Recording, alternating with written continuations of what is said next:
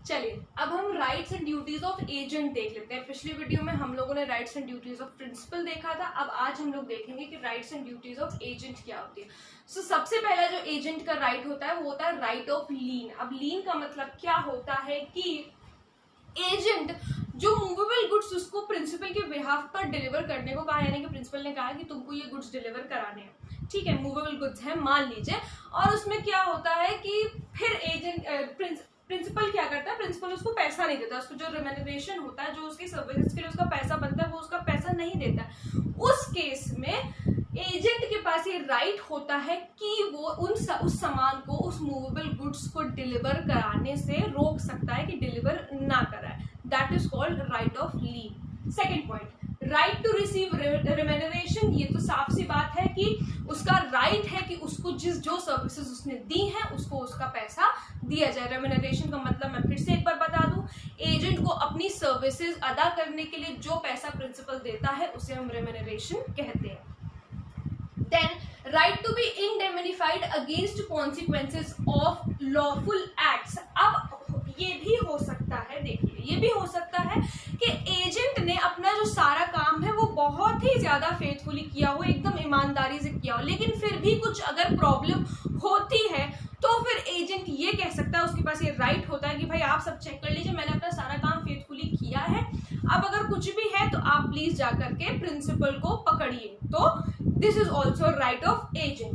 Then right to compensation. Obviously अभी हम लोगों ने प्रिंसिपल की ड्यूटीज में भी पढ़ा था कि अगर कोई भी ऐसा काम उसकी वजह से हुआ है तो वो कंपनसेशन देगा एजेंट को। यहाँ पर वही चीज है कि राइट टू कंपनसेशन, अगर कोई गलती प्रिंसिपल की तरफ से हुई है तो वो उसे कंपनसेशन देगा, एजेंट को कंपनसेशन मिलेगा। ये भी एक राइट है एजेंट का। Then right to stoppage of goods in transit. अगर कुछ ऐसा होता है जैसे ये मतलब था, तो वो क्या कर सकता है कि गुड्स को रोक सकता है कि भाई डिलीवर मत करवाओ। अगर प्रिंसिपल कहता है कि अभी गुड्स वो डिलीवर नहीं कराने हैं तो वो रोक सकता है, एजेंट रोक सकता है प्रिंसिपल के बिहाफ पे। ये भी एजेंट का राइट होता है।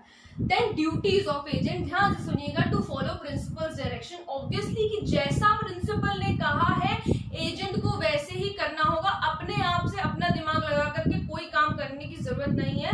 जैसा प्रिंसिपल कहेगा उसी तरीके से उसको वो काम करना होगा। Then the second point is to carry out work with reasonable skill and responsibility। पूरी जिम्मेदारी के साथ अपना काम उसको करना होगा, जो भी काम उसको दिया है प्रिंसिपल ने। To communicate with the principal, बहुत जरूरी है कि वो प्रिंसिपल से हर बात पे कम्युनिकेट करे कि इतना प्रॉफिट हुआ, इतना लॉस हुआ, उसे सब कुछ बताए। Communication is important, is necessary.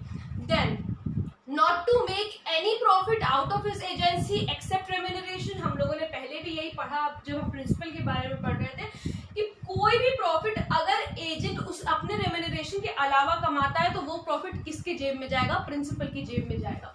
तो ये एजेंट की ड्यूटी है कि वो रेम्यूनरेशन के अलावा उस कॉन्ट्रैक्ट ऑफ एजेंसी में कोई भी एक्स्ट्रा प्रॉफिट ना कमाए।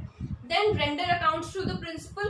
रेंडर अकाउंट्स का मतलब है कि प्रिंसिपल से सब कुछ बताता रहे, क्रॉस चेक करता रहे कि इतना प्रॉफिट हुआ है, इतना लॉस हुआ है, इतना पैसा लगा है बिजनेस में, यहाँ लगा है वहां लगा है। रेंडर अकाउंट्स का मतलब ये हो गया, ठीक है। Then the last point is not to use the information obtained during the course of agency against the principal। अब ऐसा नहीं है कि एजेंट किसी वजह से काम छोड़कर गया या मान लीजिए काम कर भी रहा है तो जो इन्फॉर्मेशन, बहुत सारी सेंसिटिव और कॉन्फिडेंशियल इन्फॉर्मेशन होती है बिजनेस डीलिंग्स में, ये हम सबको पता है। अब अगर वो क्या करे, अब एजेंट गया, मान लीजिए उसने काम छोड़ दिया, अब वो जो इन्फॉर्मेशन, जो कॉन्फिडेंशियल इन्फॉर्मेशन है बिजनेस डीलिंग की, वो जाकर के वो किसी और को बता दे रहा है और अगेंस्ट अपने प्रिंसिपल के अगेंस्ट, जो उसका एक्स प्रिंसिपल था उसके अगेंस्ट यूज कर रहा है, तो ये भी वो नहीं कर सकता। This is the duty of an agent.